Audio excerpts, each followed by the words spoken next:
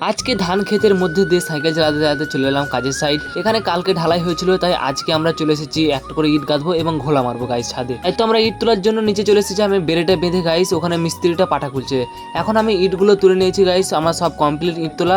তারপর আমি এক বস্তার মতন বালি তুলে সিমেন্ট দিয়ে দিলাম। এবার আমরা পাটাগুলোকে নিচে ফেলে দিয়েছিলাম, কারণ আবার আমাকে পেরেক তুলতে হবে। তারপরে মশলা মাখানো কমপ্লিট গাইস। এবার আমাদের মিস্ত্রিগুলো ইট গাচ্ছে, তারপরে আমাদের ইট গাঁথা পুরো কমপ্লিট। এরপর ভালোভাবে ছাদটাকে ঝাড়ঝুড় দিয়ে গাইস আমরা নিচে নেমে পড়লাম। তারপর হঠাৎ দিকে আকাশে প্রচুর মেঘ করেছে গাইস। মুখ হাতটা ধুয়ে গাইস আমাদের খাওয়া দাওয়া কমপ্লিট করে আমি একটু বসেছিলাম। হঠাৎ দিকে প্রচুর পরিমাণে বৃষ্টি নেমেছে গাইস। বৃষ্টি থামার পর আমরা ঘোলা গুলতে লেগেছি গাইস, বালতিতে এবং ধামাতে। গাইস আমার হাতটা দেখো পুরোই কালো হয়ে গেছে। তারপরে প্রথমে ঝাড়ু দিয়ে ঘোলা মেরে, এবার একটা আলুর বস্তা দিয়ে ঘোলাটা মেরে গাইস ছাদটা আমাদের ঘোলা মারা কমপ্লিট। তারপরে যন্ত্রপাতি ধুয়ে আমরা লেগে পড়লাম পাটার পেরেকগুলো তুলতে হবে। তাই তো আমাদের পাটার পেরেকগুলো তোলা কমপ্লিট। সুন্দর করে পাটাগুলো এক জায়গায় গুছিয়ে রেখে দিলাম। তার গতকালকের ব্লগে জাকির হোসেন নামে একটা ইউটিউব চ্যানেল থেকে আমাকে সাবস্ক্রাইব করে একটা সুন্দর কমেন্ট করেছে, রেড হার্ট।